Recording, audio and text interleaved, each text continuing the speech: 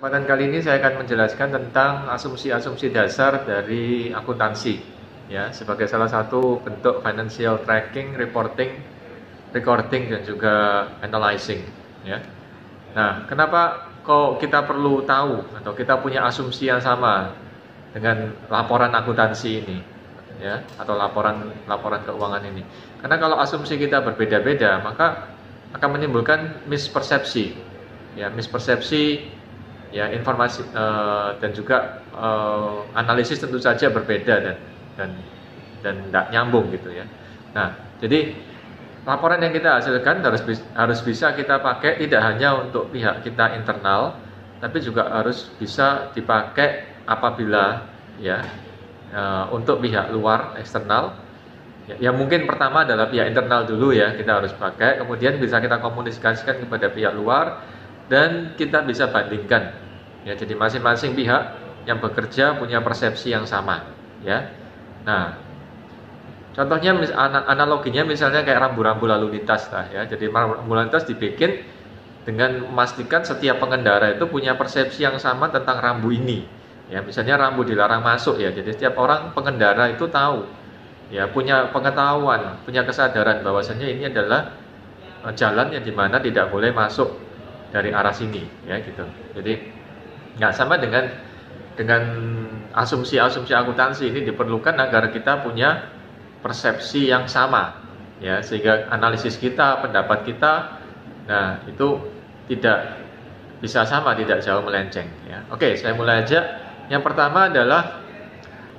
pertama dalam satu laporan akuntansi, atau laporan keuangan, yaitu laporan laba rugi neraca, itu harus tertulis perusahaannya apa. Nah, dan di sini harus jelas dari tulisan di atas perusahaannya apa, misalnya PT ABC, ya. Nah, ini harus jelas. Ya, perusahaannya itu perusahaan dagang, jasa, atau manufaktur. Nah, mungkin dari nama perusahaannya tidak begitu jelas, tidak begitu kelihatan, tapi dari bagian aktiva lancar itu harus jelas kelihatan. Jadi apakah ini perusahaan jasa, itu tidak ada persediaan barang. Untuk perusahaan dagang maka ada persediaan barang dagangan, dan untuk perusahaan manufaktur ada persediaan bahan mentah, barang setengah jadi, dan barang jadi. Nah, ini memang tidak tertulis secara jelas di atas tengah dari laporan tersebut, tapi kita harus tahu, ya. Jadi rekan-rekan harus tahu bahwa ini jenis perusahaan apa, ya. Nah, ada pertanyaan, perusahaan saya kan perusahaan keuangan misalnya, perbankan, ya. Tapi saya juga ada jual misalnya merchandise atau jual barang, ya, dikit-dikit, ya, yang berhubungan dengan bank itu, ya. Atau mungkin saya restoran, ya, tapi saya juga jual merchandise yang lucu-lucu, yang apa itu. Nah, itu bukan penjualan, itu barang dagangan itu bukan kegiatan utamanya, ya. Nah, jadi kalau bukan kegiatan utamanya, maka yaitu tidak dinyatakan secara jelas. Jadi yang dinyatakan secara jelas adalah kegiatan utamanya apa, ya. Kegiatan sampingan atau pendukung itu tidak perlu ditampilkan, ya. Jadi yang perlu adalah kegiatan utamanya, ya, gitu. Ada juga yang bertanya, saya ini kegiatannya adalah jasa, tapi saya juga punya dagang, ya. Nah, sama-sama gedenya, ya. Itu apakah jadi satu laporan keuangan? Ya, tentu saja enggak, ya. Jadi kalau saya punya kegiatan jasa travel, jasa transportasi, dan saya punya dagang mobil, ya, atau kendaraan, ya. Nah, ini dua laporan keuangan yang berpisah, ya. Jadi meskipun ownernya sama tapi tidak jadikan satu. Ini dua keuangan yang berpisah karena organisasinya berbeda, institusinya berbeda. Nah, pengendaliannya harus diperlakukan secara berbeda, ya. Jadi kalau disatukan nantinya jadi nggak jelas, ya, kinerjanya, analisisnya, trackingnya, monitoringnya, pengawasannya jadi nggak efektif gitu, ya, gitu, dan nggak efisien, ya, gitu. Nah, kemudian pada bagian judul dari laporan, maka harus mengandung nama perusahaan, yaitu PT, CV, UD, atau apalah perusahaan perseorangan, sehingga yang baca itu tahu ini perusahaan ini tuh perusahaan perseorangan, persekutuan, atau PT, ya, atau mungkin bentuk yang lain. Itu harus kelihatan dari awal. Nah, ini berhubungan dari sisi aturan ya. Ya, jadi aturan atau dari sisi aspek hukum untuk perusahaan perseorangan, CV, PT itu berbeda. Ya, aspek perpajakan juga bisa jadi berbeda. Nah, ini harus kelihatan dari awal. Dan ini berhubungan dengan permodalannya juga. Ya, jadi kalau perusahaan perseorangan, maka modalnya dari seorang tersebut. Kalau CV dari persekutuan, dan kalau PT berarti permodalan diistilahkan dalam bentuk-bentuk saham, ya seperti itu. Nah, kemudian hal kedua yang harus juga dicantumkan pada judul laporan keuangan, laba rugi neraca perubahan modal adalah waktu, ya, atau periode waktu. Nah, ini harus dicantumkan, ya. Nah, sebagai contoh untuk neraca, itu periode waktunya adalah 1 hari. Ya, pada tanggal tersebut, jadi posisi harta, hutang, dan modal pada tanggal tersebut. Ya, misalnya tanggal 31 Desember tahun 2019, ya. Nah, itu harus dicantumkan kapan, ya. Nah, kalau laporan laba rugi itu periode coverage-nya, ya, itu adalah rentang waktu yang biasanya 12 bulan. Ya, misalnya tanggal 1 Januari 2019 sampai 31 Desember 2019. Itu harus dilaporkan. Harus ditulis maksudnya. Dalam judul harus ditulis secara jelas kapan.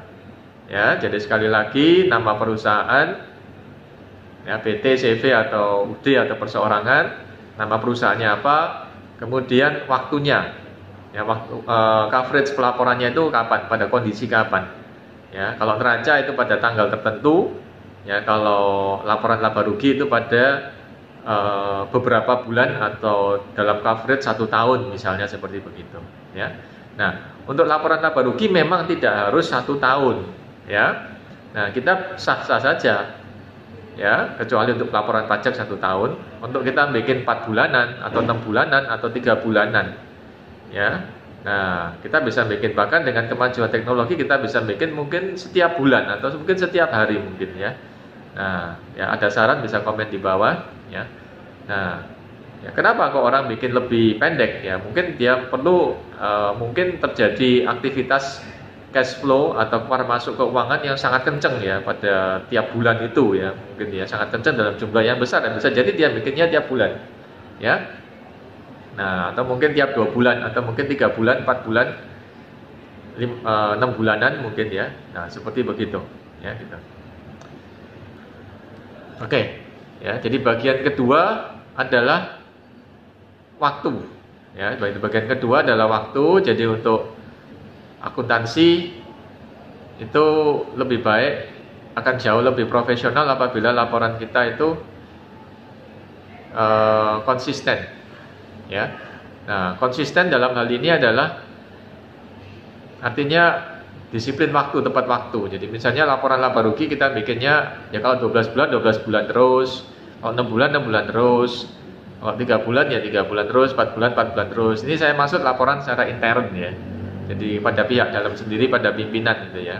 Jadi enggak bulan ini 3 bulan, nanti nanti tahun depan 4 bulanan, nanti tengah tahun lagi 5 bulanan, 3 bulanan, 2 bulanan. Nah, itu nanti enggak konsisten, ya, enggak konsisten, enggak runtut. Nah, itu tracking untuk monitoring financial condition-nya nanti nggak bisa dibandingkan, ya, antar beberapa periode, ya, kalau kayak gitu, ya, gitu. Nah, jadi memang dari awal kita harus sudah memikirkan ketika kita membuat satu sistem akuntansi dalam rentang waktu yang jangka panjang. Kita akan bikin laporan ini berapa bulanan, apa 6 bulanan untuk laporan laba rugi, ya, 3 bulanan, 4 bulanan. Itu harus kita rencanakan, kita udah pikirkan, kita udah pertimbangkan plus minusnya bagaimana, gitu, ya, dengan resources kita yang dengan resources yang kita punya, ya, seperti gitu. Nah, kalau kita laporan ke pihak luar, misalnya ke pihak pajak, ya, maka normalnya adalah setahun sekali, ya, dimana untuk laba rugi selama 12 bulan 1 Januari sampai 31 Desember, dan untuk neraca adalah tanggal laporan posisi harta hutang modal pada tanggal 31 Desember ya gitu. Kemudian asumsi berikutnya dalam accounting ya atau administrasi keuangan adalah semua item ya, semua hal yang kita catat, yang kita ukur, yang kita laporkan ya harus dalam bentuk rupiah. Ya, jadi semua akun-akun saldo harus dalam bentuk rupiah. Jadi nggak bisa akun kita punya dalam bentuk unit, dalam bentuk liter, dalam bentuk gram, dalam bentuk kilo, ya. Nah itu nggak bisa. Jadi harus dalam satuan mata uang, ya, rupiah atau dolar atau konversinya, ya gitu. Dan apabila kita beli barang atau beli aset, nah, ya ketika kita beli aset mesin misalnya, nah itu adalah berapa harga belinya ya, jadi bukan berapa harga pasarnya. Kita beli harganya lebih murah Pak ya, nah kita tulis harga pasarnya gitu, enggak ya, kita belinya lebih ketinggian Pak, harganya jauh lebih tinggi, kita tulis harga pasarnya saat itu normalnya ya, enggak ya, jadi tetap harga transaksinya, harga rupiah yang kita transaksikan ya, tidak peduli apakah harga itu dipandang lebih rendah atau lebih tinggi ya, jadi tetap adalah harga perolehannya berapa plus pengorbanan lain yang kita keluarkan, rupiah yang kita keluarkan sehingga mesin itu, misalnya mesin ya, kita beli mesin atau kendaraan atau mobil sehingga dia bisa berfungsi secara normal ya. Misalnya kalau untuk kendaraan sepeda motor kita harus keluarin biaya STNK atau pajaknya atau apa ya, hal-hal lain yang membuat dia itu secara legal bisa jalan di jalan raya gitu lah ya. Nah itu, atau mungkin pemeliharaannya, servisnya sehingga dia bisa oke on the road gitu ya. Dan itu adalah masuk pada nilai perolehan aktiva tetap tersebut ya. Nah ini khususnya untuk aktiva tetap ya, seperti itu ya. Dan untuk aktiva lancar juga seperti itu.